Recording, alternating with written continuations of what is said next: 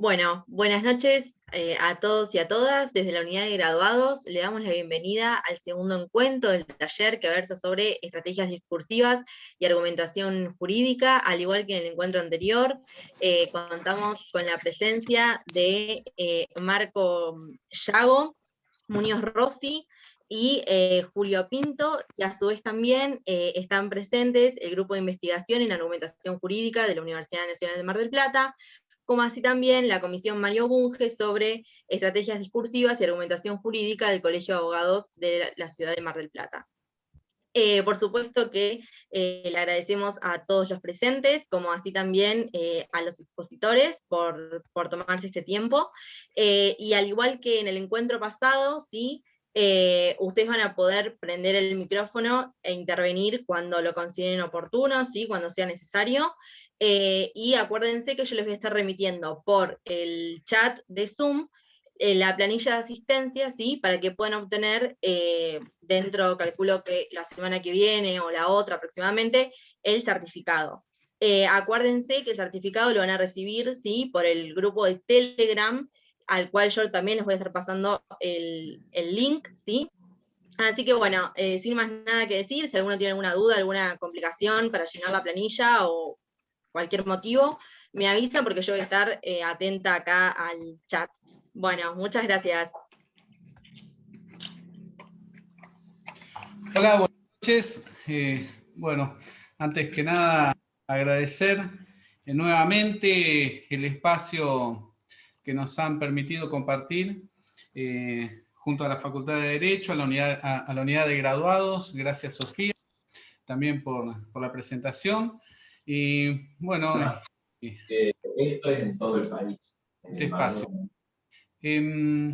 Básicamente, el día de hoy vamos a dar comienzo. Marco, ¿quería decir algo?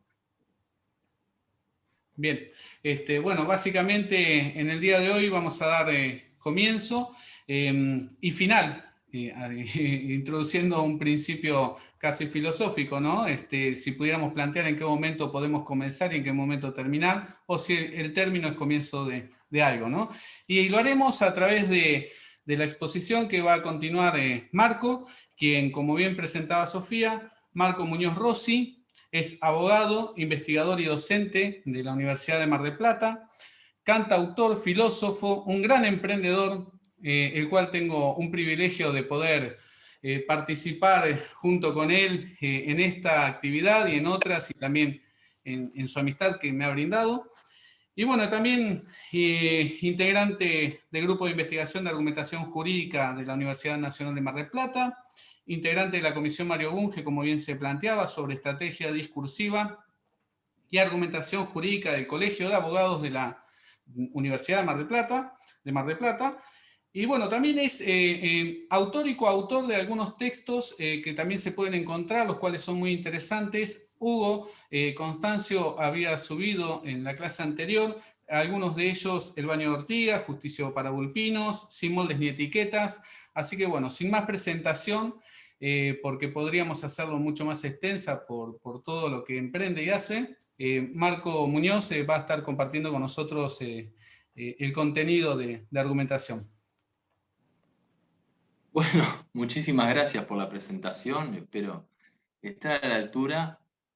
Con Julio tenemos que decir que nos une una gran amistad, así que eso definitivamente tiene mucho que ver con lo que dice, pero bueno, me voy a hacer cargo también de las cosas que ha anunciado y no dejo también de darle las gracias a todos ustedes, a la gente de la unidad de graduados.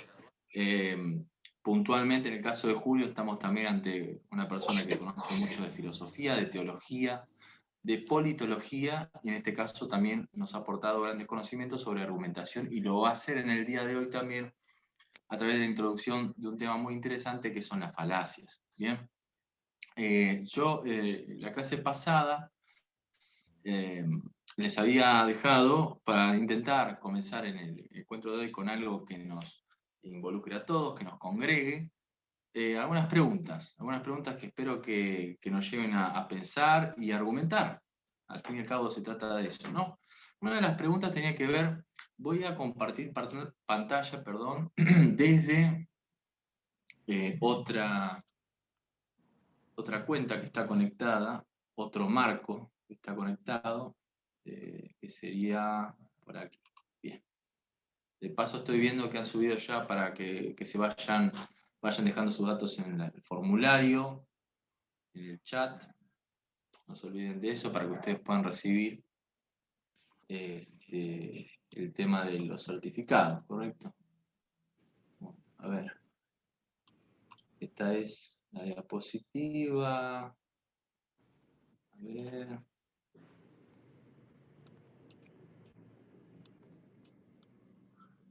A ver. Ahí. Bueno, llegamos finalmente.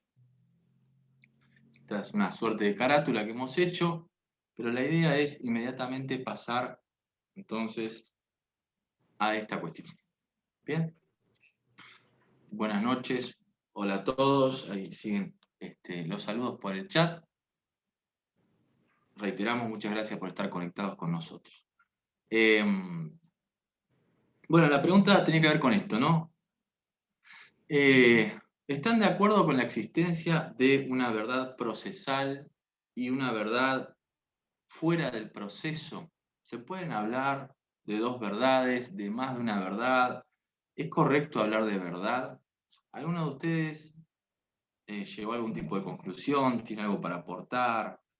Yo planteo de esta manera, en una suerte de fórmula muy simplificada. ¿Es la verdad igual a la verdad procesal o la verdad es distinta a esta llamada verdad procesal? ¿Alguien para comentarlo? Abran micrófonos. O sea, la idea de, como decía Sofía, que en la medida que quieran intervenir, van abriendo los micrófonos y luego se cierran, y así. ¿Bien? Voy a romper el hielo, más que Dale, nada, Hugo. para un comentario sobre ese concepto. Yo creo que, en líneas generales, en un juicio la verdad siempre se cuestiona si se puede lograr la verdad en un procedimiento, en un proceso judicial. Ni más, obviamente, en los juicios abreviados, donde la resolución está basada tal vez no en un contradictorio, sino en una resolución trazada por una negociación. Pero creo que el objetivo del proceso es saber qué pasó, reconstruir ese hecho y lograr verificar si ese hecho se subsume a una consecuencia jurídica, ¿no? Ahora bien, ahí uno tiene dos partes. La fiscalía, estoy hablando del proceso penal, ¿no? Para dar un ejemplo, y la defensa. Ambos construyen su hecho, ambos construyen su verdad, y lo van a tratar de explicar argumentativamente de una forma razonada para que no tenga contradicción, para que sea lo más locuaz posible y logre la convicción en el tercero imparcial. Es el tercero imparcial, el juez, el que debe lograr desentrañar ese hecho y verificar que las teorías o los argumentos, las teorías del caso presentadas, no tengan contradicción, ¿no?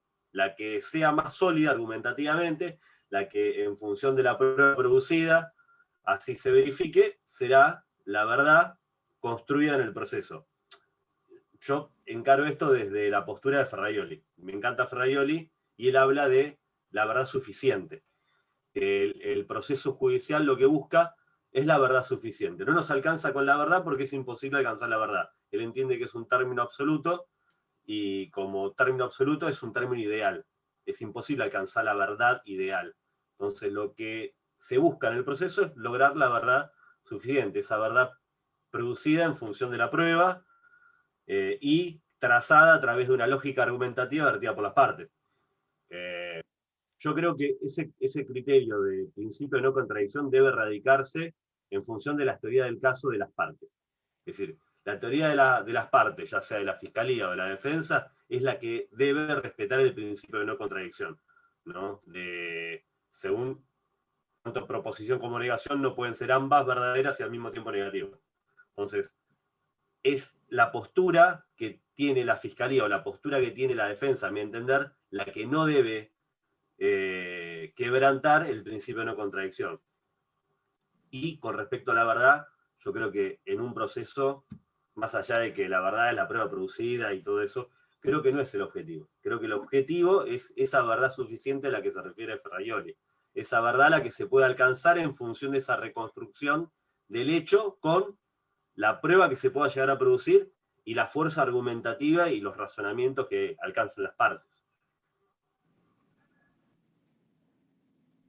Muy bien, muy bueno. He tomado nota de algunas cuestiones que son muy interesantes, que ha introducido Hugo, que es integrante del grupo de argumentación jurídica de la Facultad de Derecho, es un investigador que se ha incorporado al grupo y hoy nos acompaña como otros también miembros de este grupo. ¿Qué les parece?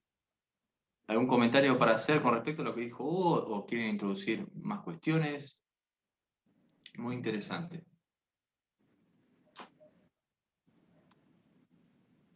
Anímense, no mordemos porque además detrás de la pantalla es más complicado morder. En mi caso coincido con él.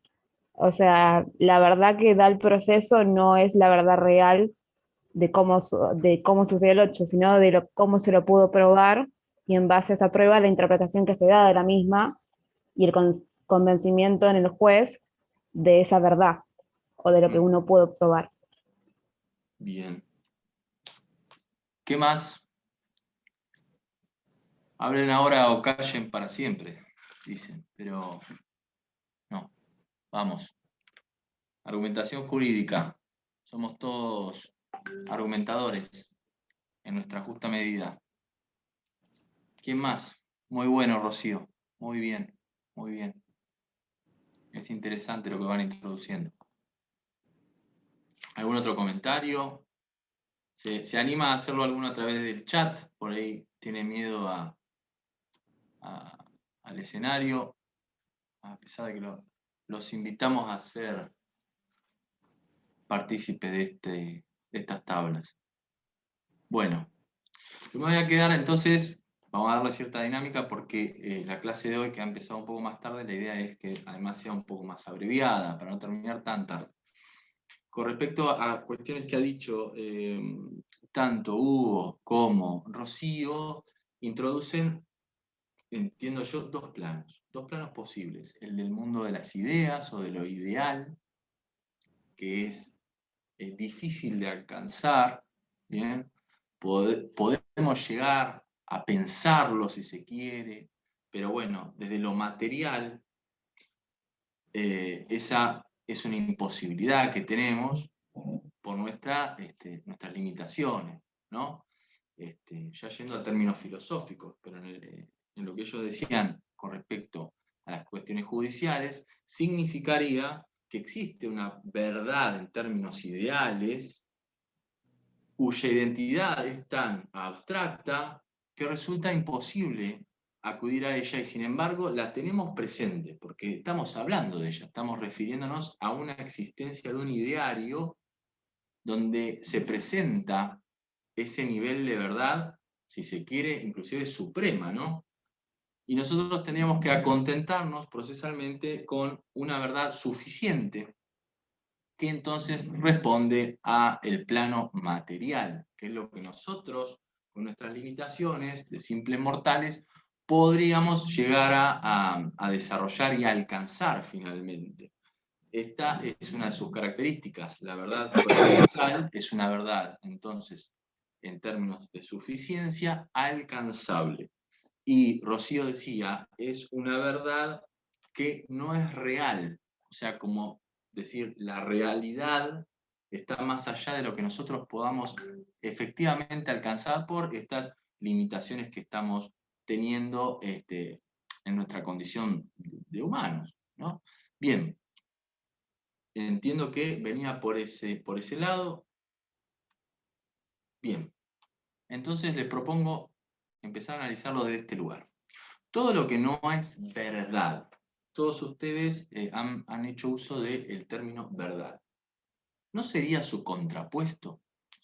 Piensen que la identidad de muchas cuestiones corresponde a su antinomia. O sea, todo lo que no es verdad, entiéndase, es mentira. puede ser una posibilidad, ¿correcto? Entonces, todo lo que no es verdad debería ser su contrapuesto. ¿Bien? Todo lo que no es positivo debería ser negativo. ¿Bien? O podría estar en un estadio tercero. ¿Bien? Por ejemplo. Pero en términos generales, entiéndase que para que exista la verdad tendría que existir la mentira y viceversa. ¿Bien? Por lo menos esa es una posibilidad. De todo lo que está fuera del alcance de la verdad, puede incursionar en el mundo de las mentiras y a través de lo que dice, lo que diría en este momento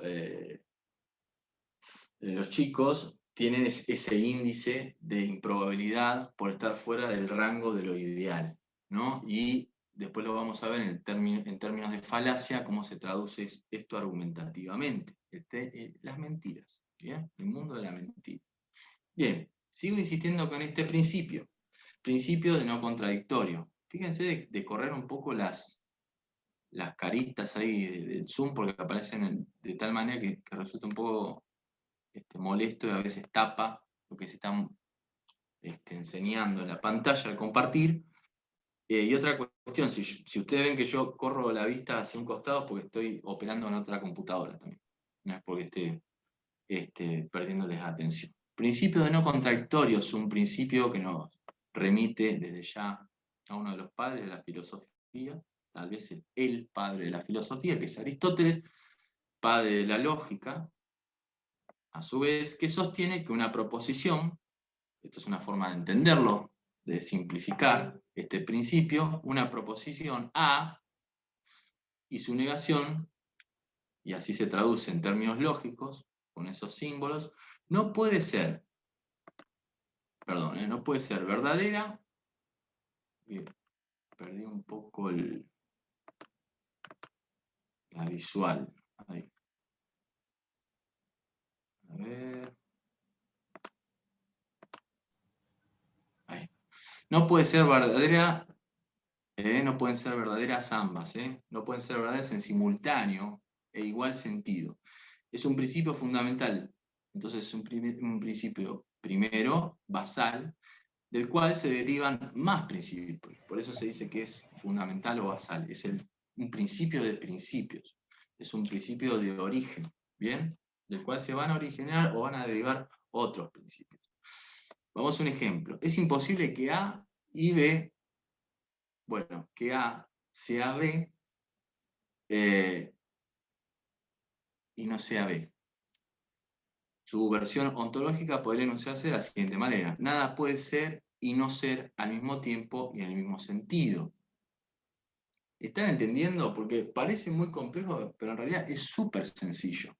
Nada puede ser y no ser al mismo tiempo. O es o no es.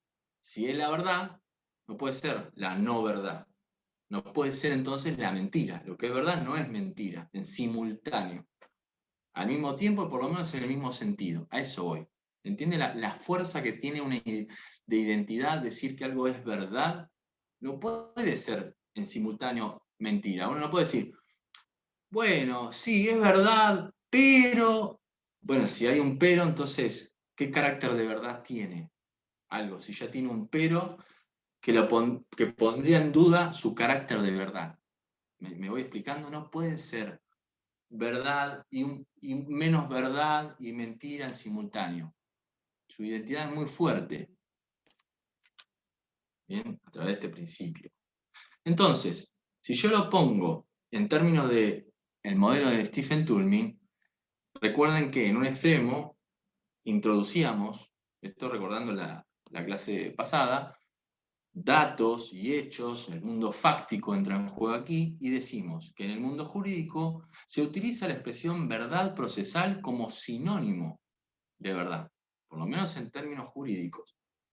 Nosotros decimos, es verdad, se determinó una verdad, como habían dicho los chicos, procesal, suficiente, alcanzable, que no es real, que es imperfecta, entonces, pero hablamos siempre en términos de verdad. Entonces, la verdad procesal como sinónimo de verdad. Bien, seguimos con el modelo. Recuerden, vamos hacia el otro extremo del modelo y demandamos o postulamos o teorizamos. Entonces, a mi entender, tantas incongruencias con algo tan sencillo se podría resolver de la siguiente manera. Es necesario el uso de otra expresión a los fines de no generar incongruencias lógicas. Se postula el uso, por ejemplo, de conclusión procesal. ¿Cuál es la cuestión acá? Fíjense en la definición posible. Es una decisión o consecuencia que es fruto del estudio y examen de una serie de datos. Ya no hablamos de verdad. ¿Por qué tanta necesidad de llegar a una verdad?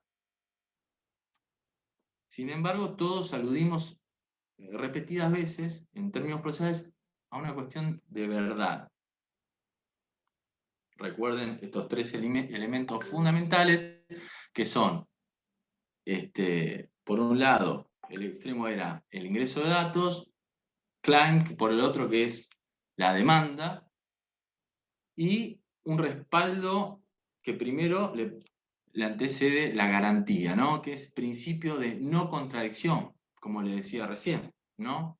Acudo a un autor, me garantiza este autor, que no es poca cosa, que se trata ni más ni menos que Aristóteles, un principio por el cual yo sostengo la necesidad imperiosa de cambiar esa expresión de una buena vez por todas y dejar de hablar de verdad, porque, como bien decían ustedes, esa verdad es imprecisa. Y nosotros necesitamos cierta precisión en términos judiciales. Por lo menos eso es lo que se busca, ¿no? Fíjense entonces cómo fui cruzando todos los elementos, en este caso expuestos en el modelo de Toulmin, en sus elementos fundamentales, desde que partimos entonces de la introducción de hechos, vamos hacia un postulado, que lo podemos traducir como demanda, y la garantía está puesta en ese término. Ahora, refutaciones posibles. Estos son ejemplos, estamos acá teorizando, ejemplificando, podría ir la discusión para cualquier lado, pero yo quiero ponerlo en términos de lo que vimos la clase pasada. Entonces, tenemos refutaciones, refutals del tipo, es una expresión, esto es, no alude a una verdad. O sea, estamos ya quitándole peso o entidad a la palabra verdad. ¿Bien?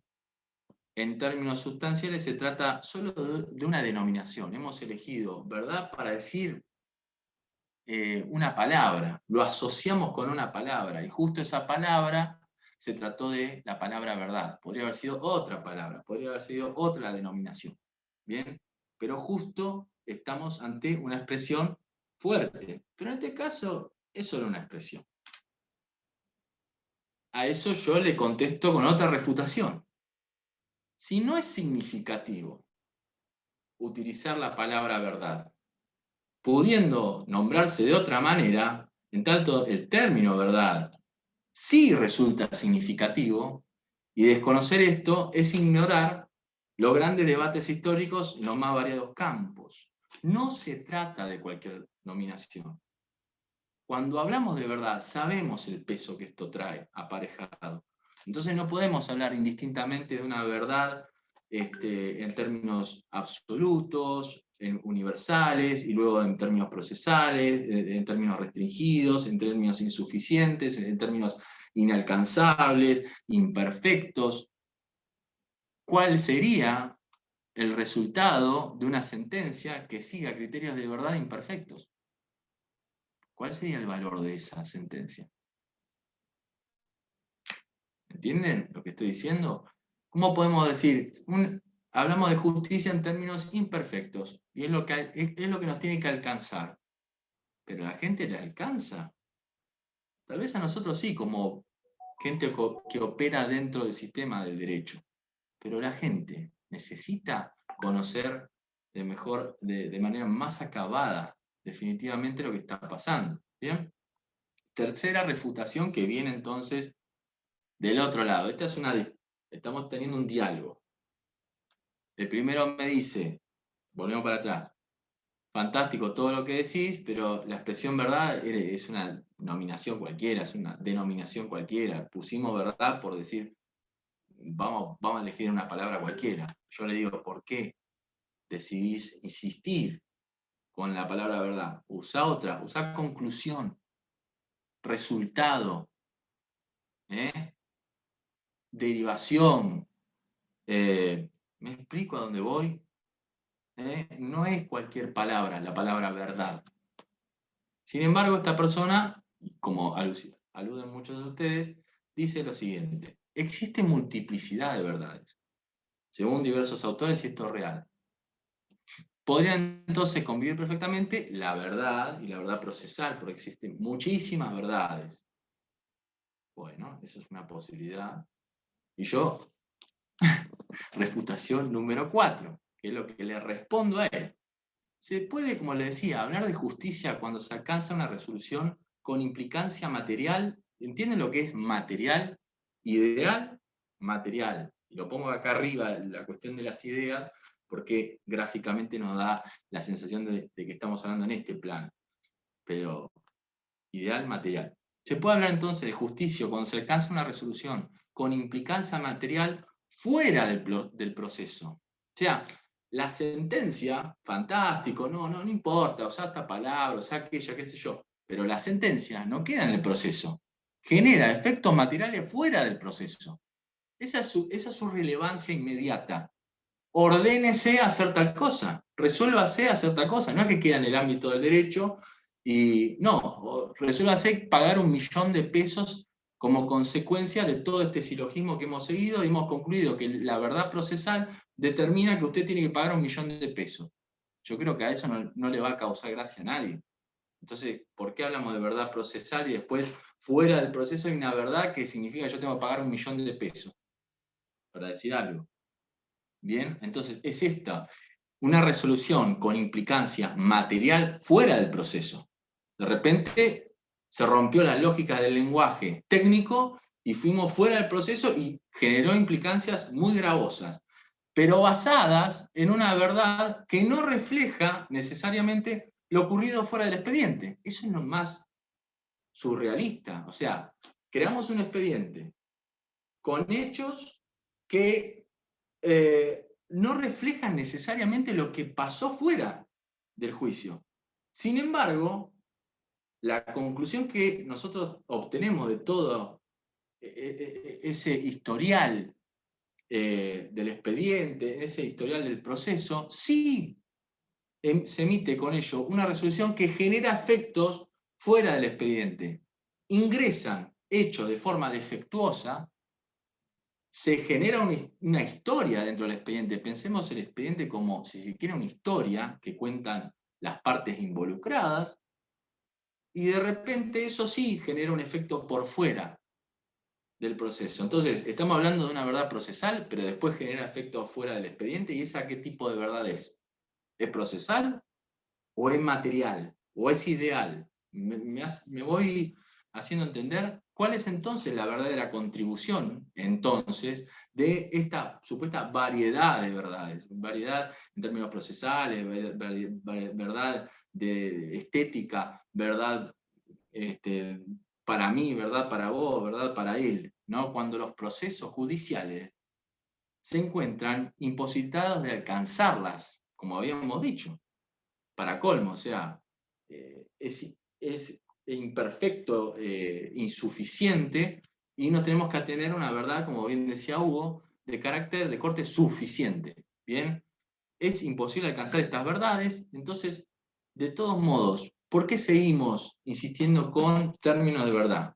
¿Ven cómo se están dando estas argumentaciones, siempre en función de lo que ya se ha dicho? Uno se va impulsando además sobre los dichos del otro, va incorporando información y se va impulsando sin olvidarse del Warrant, porque yo si hago referencia una vez más, mejor dicho, a principio de no contradictorio, evidentemente no podrían coexistir tantas verdades como la que efectivamente necesitamos para que se opere en términos materiales. O sea, si yo a un cliente le digo, mirá, perdiste, tenés que pagar 1 millón de pesos, ¿qué va a hacer? Así es la verdad procesal.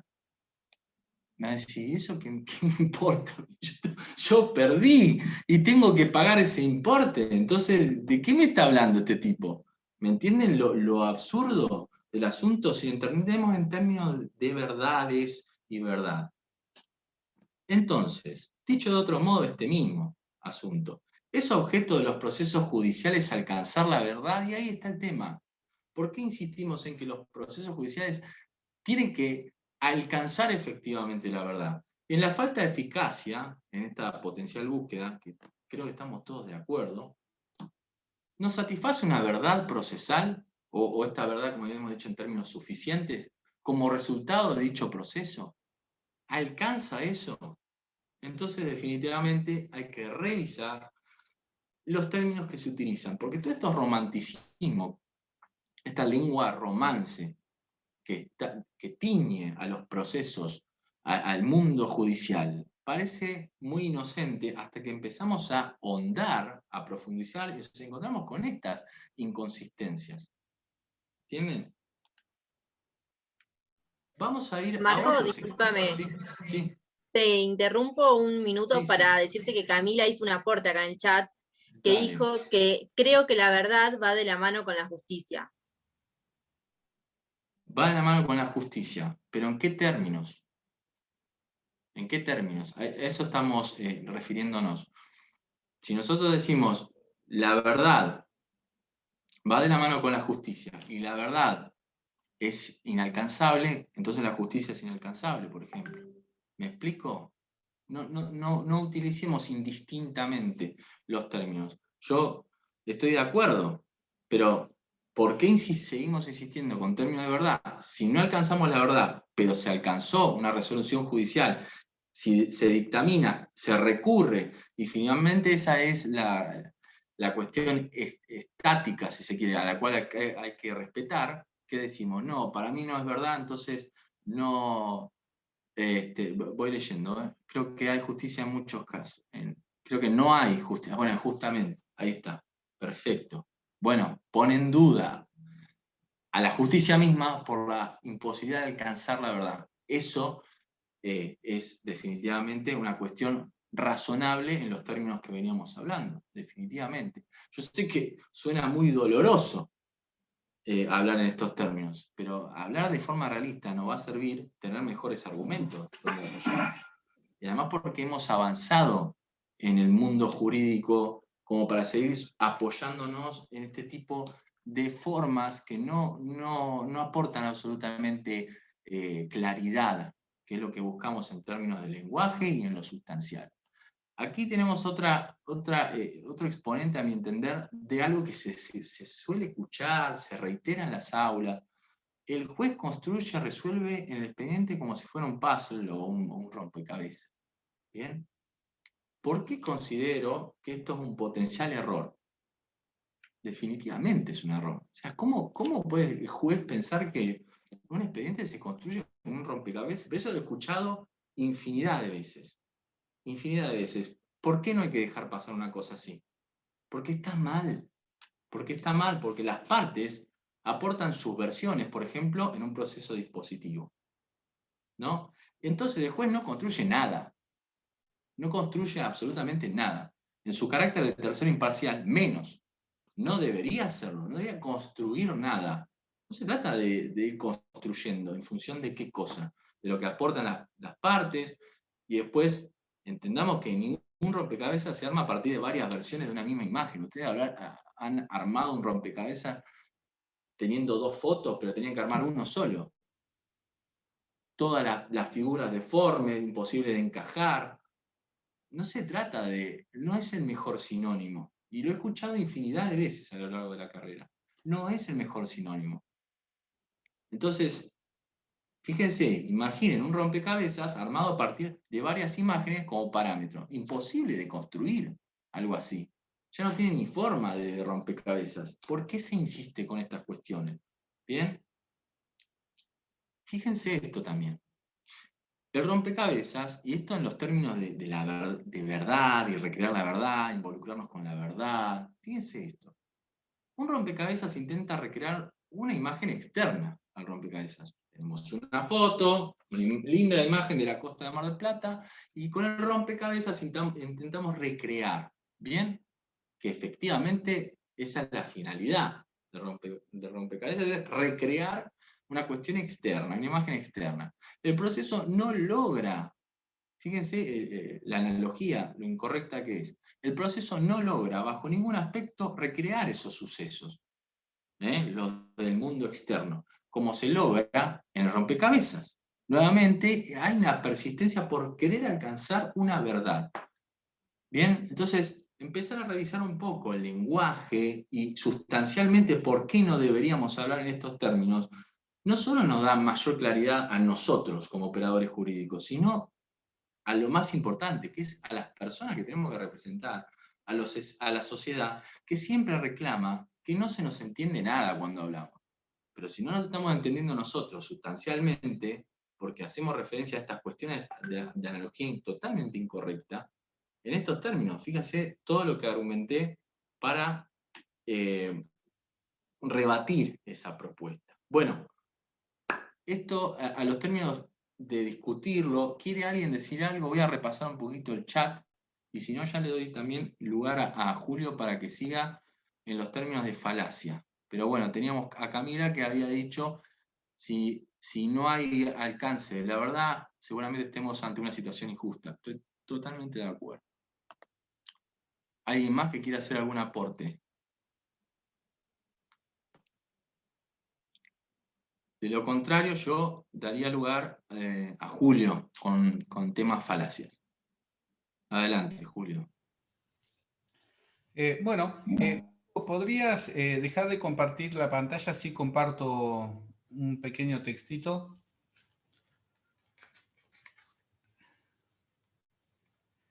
La verdad es que, y utilizando la palabra casi de manera intencional, la verdad, ¿no? Y es que el tema es muy interesante. Y cuando expreso esto, tengo por ahí varias formas de poder argumentar, que es un poco lo que hablábamos la semana pasada y ahora vamos a repasar con algunas falacias. Lo que digo puede ser cierto, lo que digo puede ser errado, falso, una mentira, puede tener parte de la verdad o puedo haber estado engañado y creo que lo que estoy diciendo es correcto. Entonces el tema es interesante, es una percepción personal. Pero a los fines prácticos podemos decir que Marco recién ha dado una exposición donde ha argumentado acerca del tema de la verdad en la verdad procesal. Y eso es imposible de rebatir, porque el hecho, el suceso ha acontecido. Nos pudo haber gustado o no, estar de acuerdo o no. Entonces, en ese sentido, hay cuestiones que son interpretativas, de carácter subjetivo, podemos llegar a plantear, pero esas cuestiones no tienen que ver con los sucesos acontecidos. En el ámbito de la justicia, muchos de los casos son sobre sucesos que acontecieron. Una persona atropella a otra, alguien robó, una persona se divorcia, otra persona, etcétera, etcétera, etcétera. Son acontecimientos y sucesos que pasan. Entonces ahí es donde el modelo de Toulmin puede venir muy bien en el sentido de la posibilidad de respaldarse con, por ejemplo, la Constitución Nacional Argentina, en nuestro caso, las reglamentaciones jurídicas, etcétera, etcétera. Y en ese sentido, lo que se puede dar es, ante ese suceso, cuál es el respaldo legal, pero no discutir si es verdad o no, o qué interpretación no es según la interpretación de cada uno. En realidad, el auto no chocó a la persona chocó al auto. No. En ese sentido, habría que ver, salvo que esté el auto estacionado, pero si la persona iba cruzando la calle, de ninguna manera atropelló al vehículo. Y en ese sentido, muchas veces nosotros encontramos algunos discursos, algunos argumentos que parecerían que a primera vista contienen algo que nos suena raro. En ese aspecto vamos a ver algunas cuestiones acerca de las falacias. La falacia, como vemos ahí en la foto de la carátula, vemos una persona que se quita otra cara que tiene, ¿no?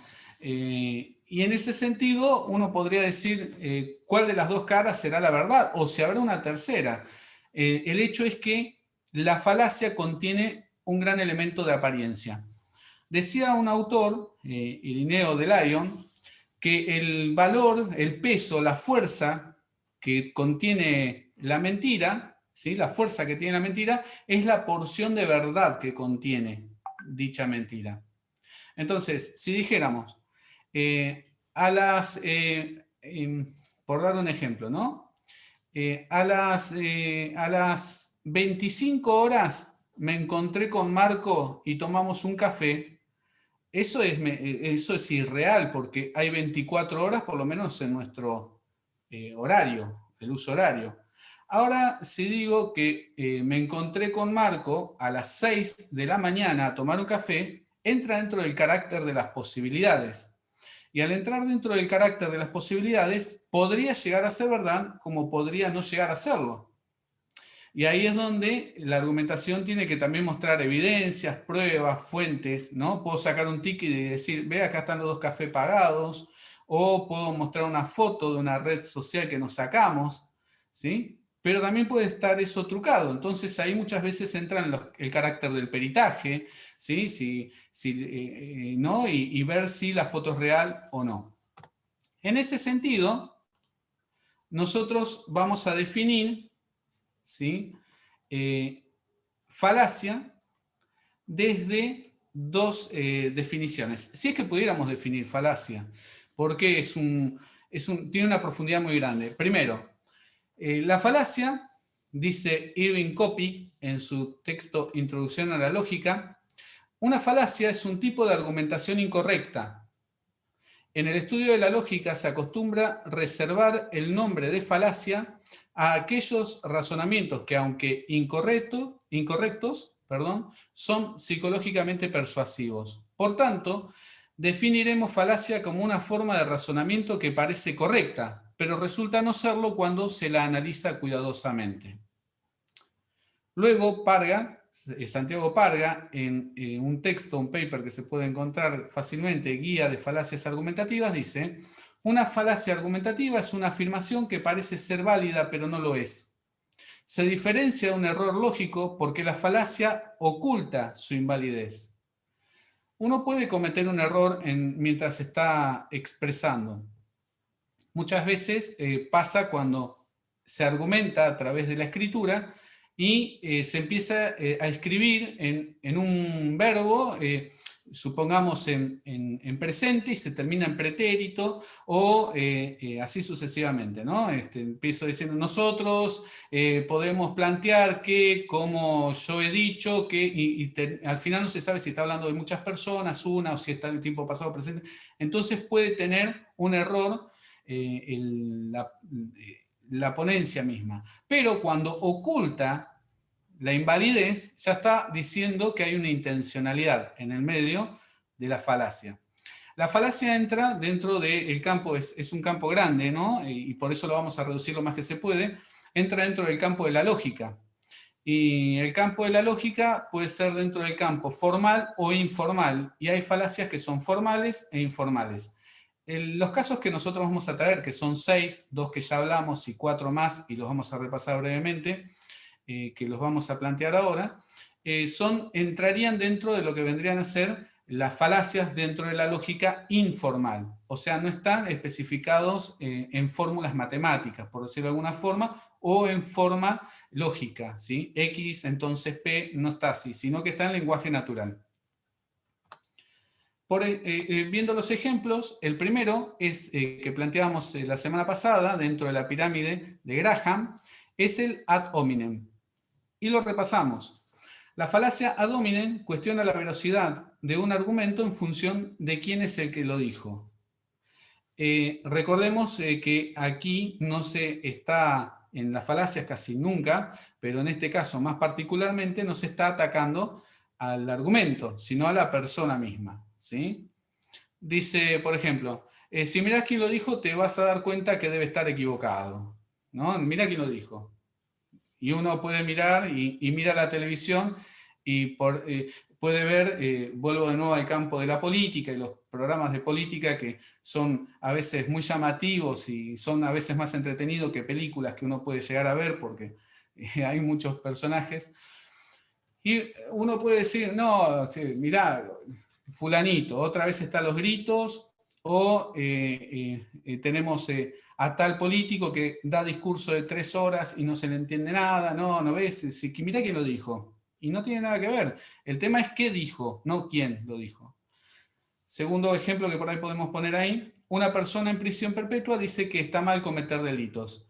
Pero uno pondría en tela de juicio, si esa persona está en prisión perpetua, ¿qué carácter moral, qué carácter ético, qué autoridad tendría para poder expresar algún tipo de forma lógica, racional? Bueno, no tiene nada que ver.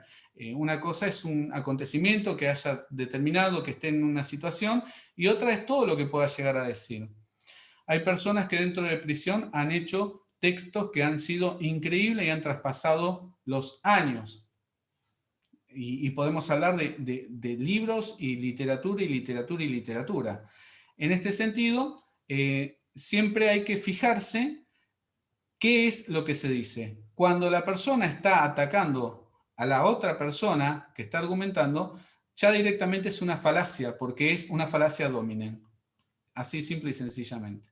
Luego habíamos planteado, antes de terminar la semana pasada, la falacia del tercero excluido. Y habíamos visto este gráfico que vemos aquí, este dibujo, donde se ve una figura en el piso y encontramos un 6 y un 9 en la expresión de las personas que están como contrincantes. Uno entiende que es un 6, otro entiende que es un 9.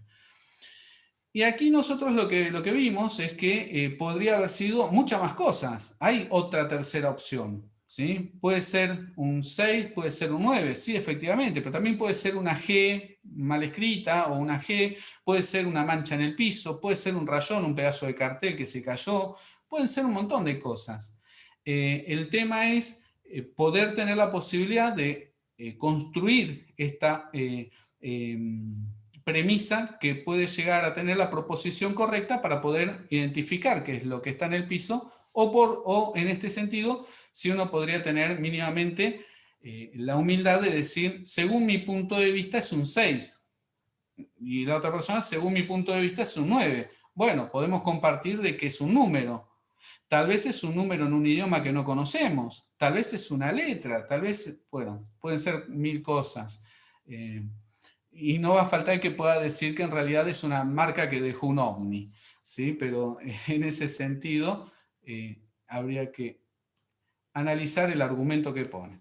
Luego tenemos otros ejemplos. El tercero sería el hombre de paja. El hombre de paja es muy común y es más común de lo que parece. En los canales de noticieros y en los canales de política se ve comúnmente esto todo el tiempo. Se ataca un argumento no formulado por el otro, haciendo más fácil refutar que el argumento original.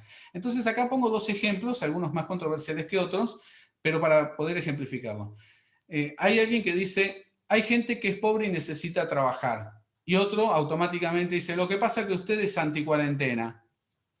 Se está hablando de carácter económico, no se está hablando de vacuna, ni tampoco se está hablando de una situación social, una realidad que es distinta, pero se genera un enemigo, que es el argumento que no estaba en la mesa. ¿Sí? No se está hablando de que para decir que es anticuarentena tendría que decir, en realidad tendríamos que salir a la calle, no usar más barbijo, porque no se planteó eso, se planteó que hay gente pobre que se necesita trabajar. En el segundo caso, que es muy parecido, dice, no considero apropiado que los adolescentes vayan solos de vacaciones.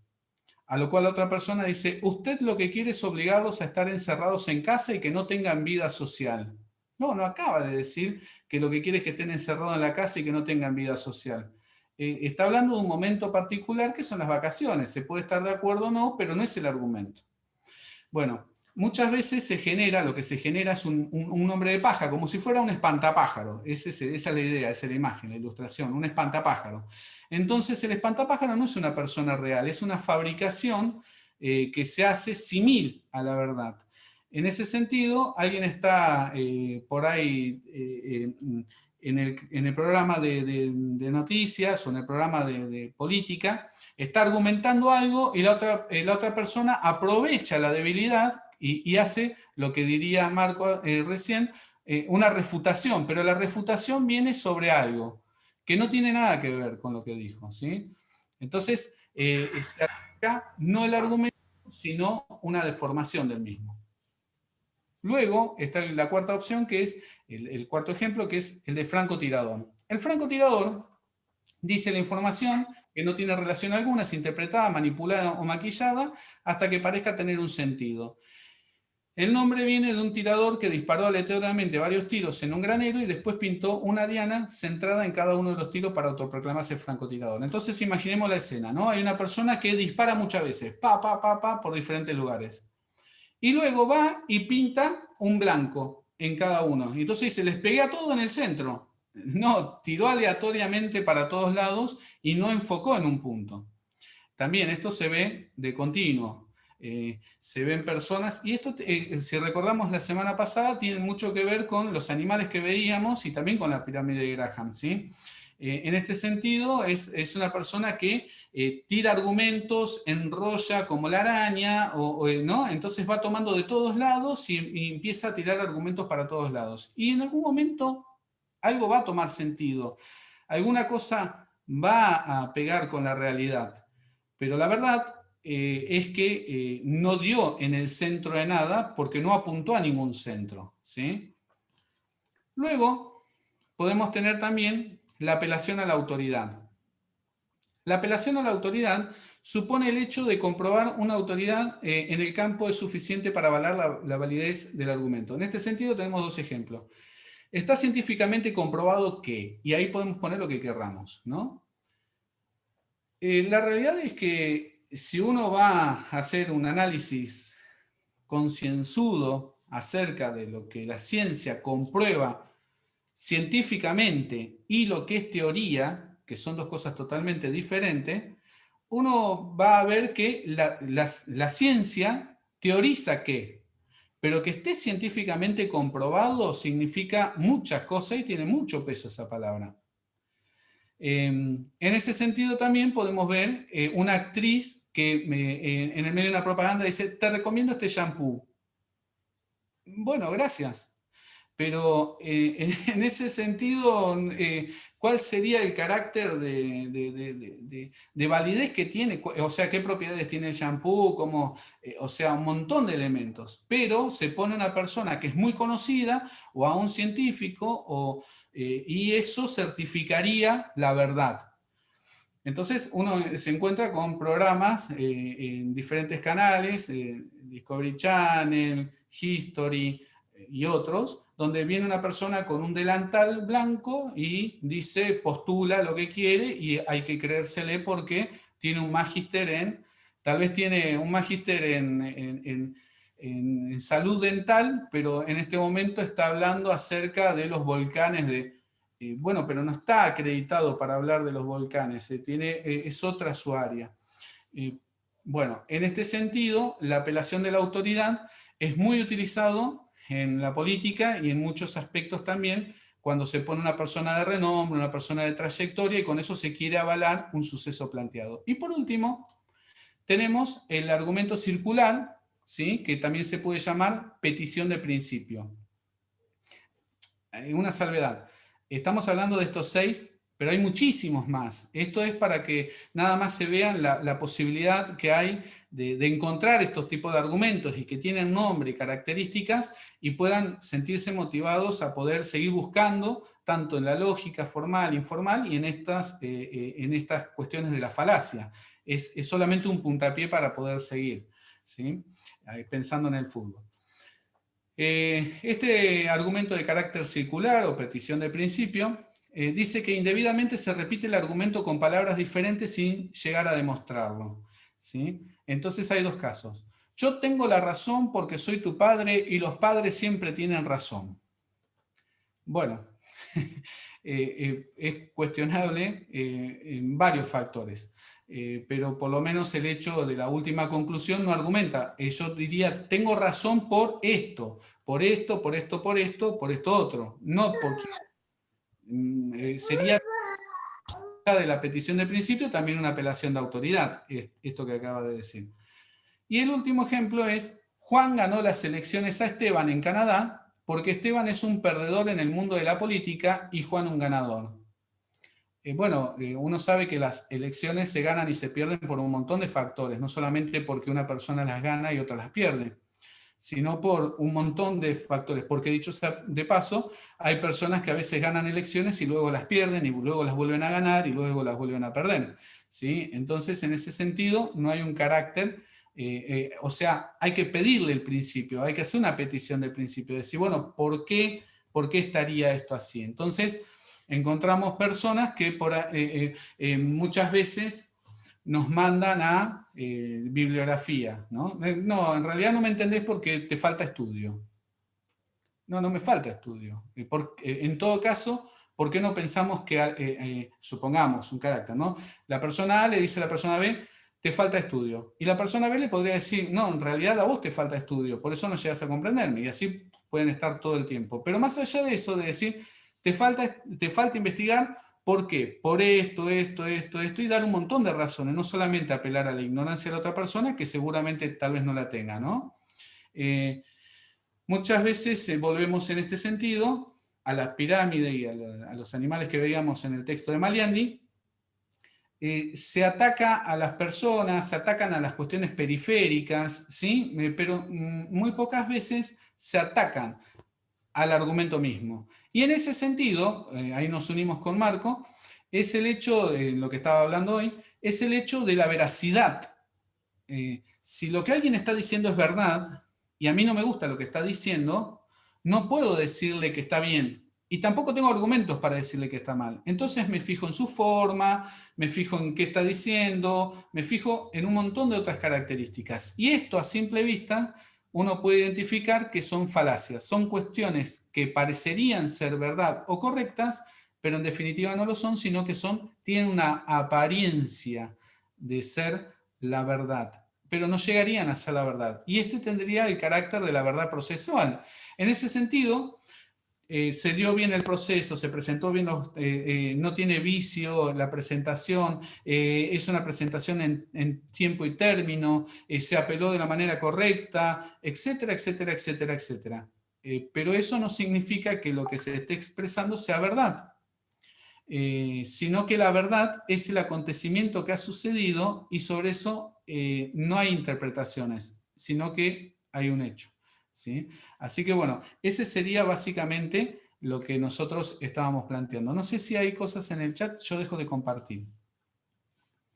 Si hay algún comentario, si no pasamos directamente a Marco a concluir para que no se haga muy extenso, pero son temas que son, aparte de largos, interesantes y tienen 1000 aristas en los cuales uno puede indagar y profundizar y realmente identifica las falacias que uno comete, porque también sería una falacia que solamente las cometen los demás, ¿sí? Pero cuando alguien está hablando, poder identificar lo que está diciendo, si tiene lógica, o si su lógica está errada, o si está infundada, ¿sí? En ese sentido, volvemos a prevalecer y a poner en alto y a ponderar el carácter de verdad.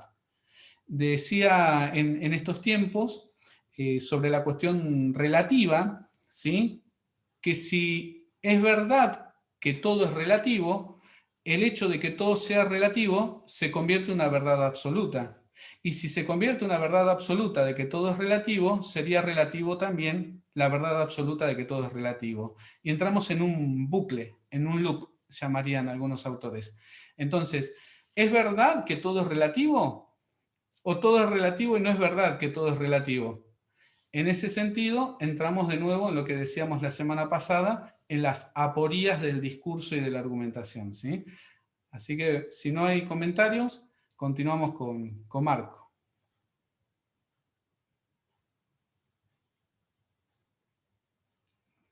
Bueno, Marco. Bueno, Julio, muchísimas gracias. El aporte es fundamental, diría yo, y viene muy bien entender el valor de las falacias, por lo menos estas que hemos visto y que nos invitan luego a sumergirnos en esta aventura que es la argumentación en términos generales y la jurídica en particular. Así que muy buena la exposición y desde ya que invitados a que participen, a que hagan sus comentarios. Aquí ha puesto, no quería dejar pasar una intervención que hizo Estela, que dice, el juez va a resolver en base a las pruebas aportadas y aplica la sana crítica. Este comentario es muy, muy valedero, no lo quería dejar pasar. Esto es correcto, es el sistema que utiliza un magistrado para llegar a la conclusión y así resuelve. Ahora, fíjense, yo voy a leer una definición de esto, la primera que encuentro obviamente de Wikipedia, pero no importa, los fines de profundizar sobre esto, en ningún momento en la definición se habla de verdad. Y no es menor. Lean conmigo si quieren, y si no directamente escuchen, pero la sana crítica es la operación intelectual realizada por el juez y destinada a la correcta apreciación del resultado de las pruebas judiciales, realizada con sinceridad y buena fe. Hasta el momento la verdad no aparece en ningún lado. Ha sido definida como la lógica interpretativa y el común sentir de la gente, y la combinación de criterios lógicos, de experiencia. En otras palabras, la sana crítica es el método de apreciación de la prueba, donde el juez valora de acuerdo a la lógica, las máximas de la experiencia y los conocimientos científicamente afianzados. ¿En qué lugar entra la verdad procesal? Nunca. Y este es el método que utiliza el juez o que debería utilizar. Entonces, sigo sopesando en el hecho de que se utiliza muchísimo el término verdad dentro de un proceso donde la verdad no parecería involucrarse necesariamente. Así que no es menor la utilización de ciertos términos. Entonces, revisarlos por momento. Yo pido disculpas si soy muy apasionado en la forma de expresarme. Soy así y de alguna manera también invito a ser un poco así, no tanto, no tanto, porque inclusive podría hasta sonar un poco agresivo en el sentido de que no pretendo hablar despectivamente de nadie, ni de un docente de una alta casa de estudio como es la nuestra, que son grandes personas, por lo menos muchos de ellos fueron mis profesores y lo seguirán siendo, porque he aprendido muchísimo de ellos. Estamos hablando de nosotros, que podemos nosotros mejorar al momento del lenguaje, de la cuestión teórica, pero ahora vamos a pasar a la cuestión práctica, ¿no? A esto de decir, cómo me posiciono, cómo me ubico físicamente y coloco la voz, y cómo procedo, por ejemplo, a la lectura de un texto. ¿Bien? Marcela, se ve mucho en las audiencias cuando las partes discuten, cada uno alega tener la verdad, correcto. Muy bien, muy bien. Bien. Ahora, alguien que está fuera del proceso, pensemos ya no en la parte, quien representa la parte, que vendría a ser el abogado, ¿no? Y que ya conoce, o debería conocer de ciertos tecnicismos, sino la persona que entra al proceso con cierto desconocimiento de este lenguaje y utilice la palabra verdad. Bueno, pero tal vez para esa persona sí está diciendo la verdad. Porque esta persona ha visto un auto rojo que chocaba con un amarillo. Yo te digo, mirá, la verdad que no lo vi. Es verdad que también se usa como una expresión, como decíamos, como una nominación, como una forma de referirse a algo, ¿no? Como decir, tengo cierta certeza al respecto. Pero no es lo mismo decir, tengo cierta certeza que una certeza absoluta, porque definitivamente no es lo que nosotros queremos encontrar. Y podemos llegar a decir, creo haber visto un auto rojo, creo haber escuchado que chocaba a los 5 minutos de haberlo visto, y creo que pasó esto. No, que la verdad es esto. Claro, el juez no puede decir en su resolución, creo que. Él resuelve de forma imperativa, ¿no? Porque se va a resolver también de manera coactiva, coercitiva, como quieran, y tiene la resolución ese sentido, ¿no? No pone en duda su misma resolución, pero sustancialmente no es una verdad absoluta, no se habla en términos de verdad. No debería hablarse en términos de lo verdadero o no, sino de un razonamiento que siguió una cierta lógica y se llegó a una conclusión. Bien, y como decía Julio, mi discurso, como el de cualquiera, está lleno de refutaciones posibles. Yo mismo las planteé, eso es lo interesante, que uno pueda presentar refutaciones a sus mismas posturas y saber qué se esconde a través de cada falacia. Recuerden, mejor dicho, cuando yo digo, bueno, lo dijo Aristóteles. Entonces, wow, si lo dijo Aristóteles, palabra santa, por así decirlo, ¿no? No era un santo necesariamente, pero palabra santa en términos de esta expresión que solemos utilizar para descartar la posibilidad de que nos esté induciendo un error, pero sí, que es un autor que toma un partido por un posicionamiento filosófico. Entonces puede estar presente la falacia de la autoridad, autoría, ad hominem, magister dixi, o sea, el profesor, el maestro dice, entonces todos tenemos que acatar lo que dice el profe. No es así necesariamente. Bien, comparto pantalla y vuelvo a las cuestiones entonces, y lo voy a hacer lo más rápido que me sea posible, pero a los efectos de que veamos cuestiones prácticas. A ver, tengo defectos para manejar esto, definitivamente. Bueno, ahí va. Sí. Bien. Esto, ¿a qué quería llegar? Vamos a cuestiones prácticas. ¿Es lo mismo leer un texto que leer un texto? Bueno, ¿a qué voy con esto?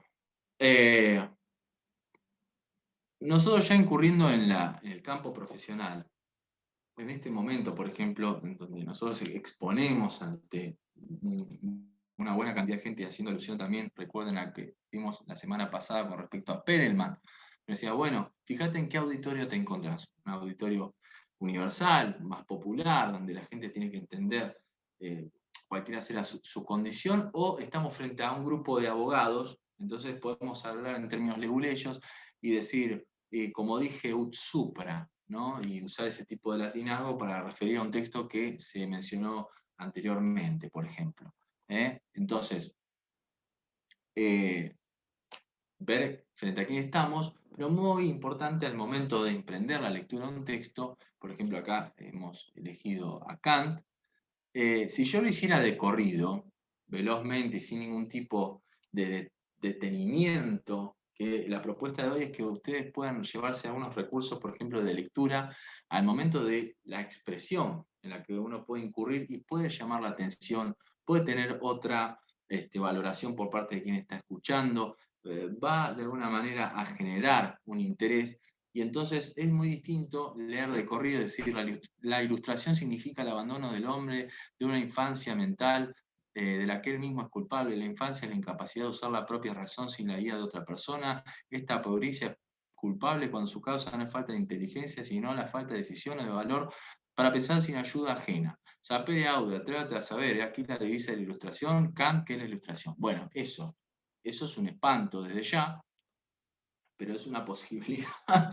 Entonces, para evitar este espanto, les propongo lo siguiente: acudir, por ejemplo, a estas estrategias de lectura y de oratoria. ¿Bien? Cuando estamos frente a un texto, por ejemplo, usted tiene que encarar un examen oral, la lectura de un texto en esta situación, Zoom. Frenémonos un momento y subrayemos, marquemos palabras claves de nuestra locución, o sea, lo que vamos a decir. Entonces pensemos, la ilustración significa el abandono del hombre. Entonces también tiene una carga emotiva importante, lo que se está diciendo, de una infancia mental, que él mismo, de la que él mismo es culpable, ¿no? Y saber que estas palabras son fuertes, como habíamos dicho, no es cualquier palabra la palabra verdad, está cargada de una simbología, de un significado, de una carga emotiva muy fuerte, en cómo la palabra culpable, sabemos, sobre todo los abogados, lo que eso significa. Infancia es la incapacidad de usar la propia razón, ¿bien? Sin la guía de otra persona. Esta puericia, y esta es una palabra que hace referencia al puber, pero estas palabras que también son rimbombantes, literatas, ¿por qué no le ponemos un acento a ellas? En vez de esconderlas, bueno, acentuémoslas. Es culpable cuando su causa no es falta de inteligencia, sino falta de decisión o de valor. Y también es interesante, depende de qué lado nos pongamos. Si estamos acusando a alguien, palabras como culpable, incapaz, falta de decisión, de valor, son palabras hirientes y que agravian de alguna manera, dentro de un marco de respeto, como no estamos diciendo malas palabras, es que existe ese término, pero bueno, nos ponen de un lado de ataque, si se quiere. Bien, del lado de la defensa tendremos que implorar desde el lenguaje alguna cierta defensa o, bueno, se entiende a lo que voy, ¿no? Sapere aude, atrévete a saber, que además aquí está entre signo de admiración, ¿no? Sapere aude, atrévete a saber, no es poca cosa lo que se está diciendo y en la forma en que se dice. Bien, es aquí la divisa de la ilustración. Bien, frénense a marcar palabras clave, como es necesario también separar, marcar silencios, incorporar espacios al texto. Agarren el texto y destruyanlo en el buen sentido. Hay que desconfigurarlo y volverlo a configurar en función a nuestras necesidades. A eso voy. Muy importante saber hacia dónde vamos con el texto y hacia quién nos dirigimos con el texto. ¿Bien? Entonces, además de los subrayados que decíamos, la ilustración significa, puntos suspensivos, generamos una dinámica, generamos silencios, espacios que son necesarios, el abandono del hombre, de una infancia mental de la que él mismo es culpable. Infancia es la incapacidad de usar la propia razón sin la guía de otra persona. Bien, no me voy a extender en esto. ¿Se entiende? Hay que agregarle silencios, respiros, espacios a un texto que no lo tenía y de repente aparece una carga emotiva, aparece algo sumamente dinámico, teatralizado si se quiere, pero genera interés. Bien. Vamos a pasar a notas relativas a lenguaje corporal y son notas porque vamos a picar este tema. ¿Qué es brevemente? El lenguaje corporal puede revelar tanto más información que las palabras. La conducta no verbal, vamos a llamarla así, funciona como, ustedes sabrán, las cookies en Internet. Sin darnos cuenta, nuestro cuerpo transmite constantemente información sensible sobre nuestras intenciones, sentimientos y personalidad. Incluso cuando estamos quietos o en silencio, los gestos, las posturas, las expresiones faciales y la apariencia hablan por nosotros y pueden resultar muy elocuentes. El lenguaje corporal y la comunicación no verbal cuentan quiénes somos, cómo nos sentimos o cuáles son nuestros gustos. En la interacción, la conducta no verbal informa, además de nuestro grado de comprensión y nivel de acuerdo, e incluso puede desmentir lo que estamos diciendo en ese momento. Miren qué interesante, se podría esconder una falacia en nuestro cuerpo, ¿no? O sea, nuestro cuerpo podría estar implicado en una falacia per se. Bien, las posturas personales, esto quiere decir, vamos hacia la persona primero, entonces, les propongo espalda erguida y sacando pecho. ¿Por qué? Bueno, vamos a estudios al respecto. Tenemos un profesor de psicología de Madrid que realizó recientemente un experimento en que consistía. Sus participantes, que eran estudiantes, se sentaron, o se sentaban o bien con la espalda erguida, bien, y sacando pecho, erguido y sacando pecho, o bien con la espalda encorvada. y mirando las rodillas. ¿Bien? Mientras los participantes mantenían estas posturas durante varios minutos, se les pidió que se describieran a sí mismos, con 3 rasgos positivos o 3 negativos, que les ayudaran o perjudicaran en su futura vida laboral. Al finalizar el estudio, después de relajarse y adoptar de nuevo sus posturas naturales, se les pidió que rellenaran un cuestionario en el que puntuaron su potencial para desempeñar adecuadamente su profesión en el futuro, en el caso de ustedes, para muchos abogados. Bueno, ¿qué conclusiones llegaron?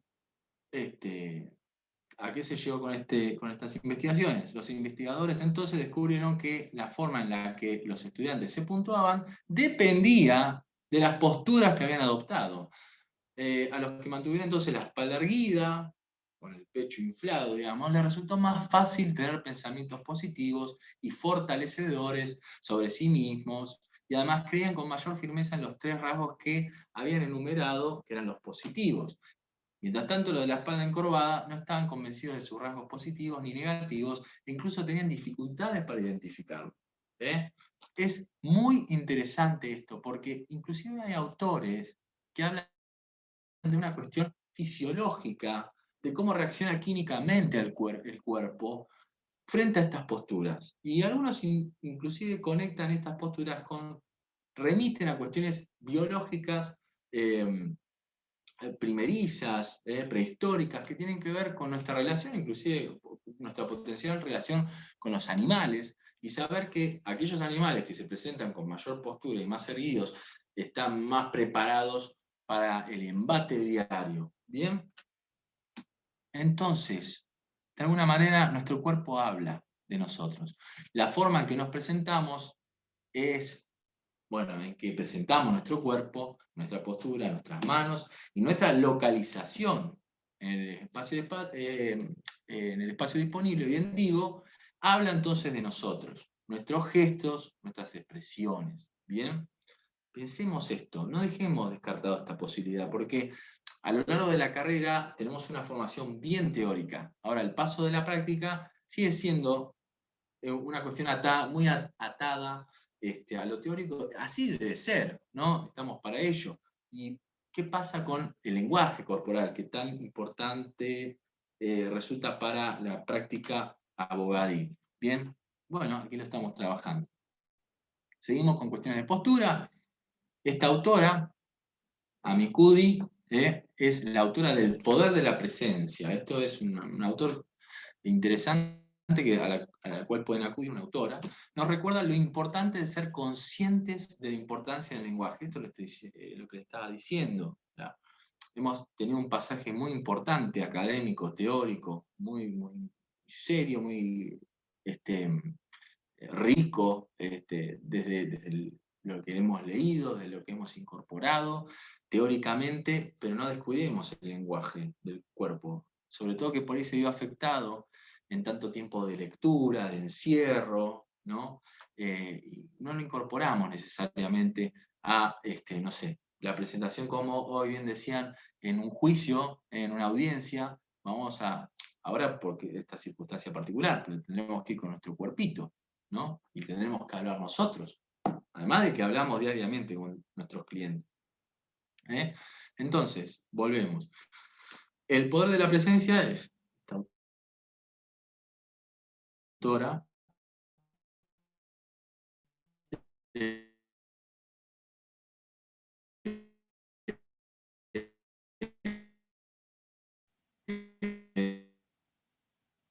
Marco, ¿me escuchás? Tiene este libro, nos recuerda lo importante. Hola. Hola, ahí volviste, Ahí te había está. cortado. Bien, bueno, bien, entonces, sí, tuvo una inconsistencia ahí, pero bueno. Nos recuerda lo importante de ser conscientes, bien decíamos, de la importancia del lenguaje corporal y que no debe hacerse nunca con el objeto, fíjense hacia dónde vamos, como bien les decía, con el objeto de dominar a los demás. ¿Bien? Porque inclusive, como decía bien Julio, se trataría de una falacia, ¿no? Que tiene que ver con la autoría, con las relaciones de poder, ¿no? Implica inclusive una distancia, no un diálogo, ¿no? O hacer que se empequeñezca la gente que participa, bueno, gracias Marcela, pues de ese modo resulta difícil establecer una relación, lo estábamos diciendo. Lo ideal es no ejercer el poder sobre los demás, sino gozar de poder personal, o sea, empezar a observarnos nosotros, personalmente. La meta no es la intimidación, sino la intimidad. Está bueno ese juego de palabras. La meta no es la intimidación, ser agresivo, sino generar esta empatía. No descuides el lenguaje de tus manos. Las palmas abiertas son una señal antigua de honestidad. Eso es porque una palma abierta se asocia con honestidad, lealtad, sumisión. Apuntar con el dedo, con la mano cerrada, es un intento de mostrar dominio, que es lo que no queremos. Subconscientemente evoca sentimientos negativos, entre los otros, con respecto a los otros, quiero decir, porque involucra un movimiento agresivo, ¿no? El que se suele hacer mucho antes de un ataque físico, no esto que nosotros muchas veces inclusive le decimos a alguien, che, mala educación, ¿no? Señalar con el dedo, pero es agresivo porque de alguna manera alude, ¿no? A un momento de posible agresión. Bien, este es un autor, ahora vamos a pasar brevemente, no sé si lo están viendo, no pasó, ¿no? Como que se congeló la imagen del En este momento estamos viendo la diapositiva que dice Peterson. Bien. No, entonces se congeló en mi computadora. Bien. Dice al respecto, este autor, muy recomendable, presta atención a tu postura, deja de arquearte, enderezate, di lo que piensas, deja claro lo que quieres, como si tuvieras derecho a conseguirlo, ¿no? Objetivo presente, muy presente, ir con la cabeza bien alta, mirar al frente con franqueza, la gente, y tú también empezar a asumir que es una persona capaz y competente. O por lo menos no sacarán inmediatamente la conclusión inversa, o sea, lo que inmediatamente se podría llegar a ver. Entonces, esas nuevas respuestas positivas te darán ánimo y empezarás a sentir menos angustia. Esto es una cuestión bien filosófica y psicológica. Te resultará entonces más fácil prestar atención, tus conversaciones fluirán, con menos pausas embarazosas. Y así te será más fácil conocer gente, interactuar, muy importante en la vida de todo abogado, e impresionar. Todo esto no solo aumentará notablemente las probabilidades de que te pasen cosas buenas, sino que conseguirás esas cosas buenas, que esas cosas buenas te hagan sentir aún mejor cuando efectivamente sucedan. ¿Bien? Bien. Sobre los gestos, brevemente. La gestualidad tiene un elevado componente cultural, como habíamos dicho. ¿Hacia dónde vamos? ¿Qué queremos decir con los gestos? Aunque las últimas líneas de investigación indagan también el origen genético de algunos gestos, como las expresiones de orgullo, triunfo y poder. Los gestos ilustradores tienen una estrecha vinculación con la credibilidad. Definitivamente es algo que tenemos que manejar. Son gestos también los emblemáticos, adaptadores, reguladores y manifestadores de afecto, pero son todos de carácter definitivamente cultural. Entonces tendrán un significado en ese sentido. El canal más directo del lenguaje, hablando ya de proxémica, perdón, el canal más directo del lenguaje a la hora de comunicarnos con respecto a las distancias, las cercanías, esto tiene su origen en la antropología y tiene que ver con el espacio en el que nos manejamos, que se ha irrumpido de alguna manera a través de esta situación tan particular que no nos permite cierta cercanía, o ya está fijada una distancia predeterminada, y ahora hay una cercanía de este tipo, muy, muy distante o muy cercana, depende de cómo lo queramos entender en términos de relaciones. Pero la forma que nos generamos interacción entre nosotros compromete también nuestro espacio de acción, de comunicación, de intimidad. Algunos autores dividen las distancias entre individuos en íntima, estamos hablando de la cercanía, ahí están los números, la personal, la social y la pública. O sea, en la medida que nos distanciamos y tenemos presente lo que hemos dicho de Perelman, ¿no? ¿A quién nos dirigimos con el lenguaje? ¿Al público en general o queremos generar una situación de intimidad? Un mediador, por ejemplo, genera situaciones de intimidad entre dos partes que se tienen que acercar y generar empatía en un espacio reducido, preferentemente. ¿Mm? Pero la verdad es que cada persona tiene su propio espacio y además pueden variar esto según el estado de ánimo, ¿no?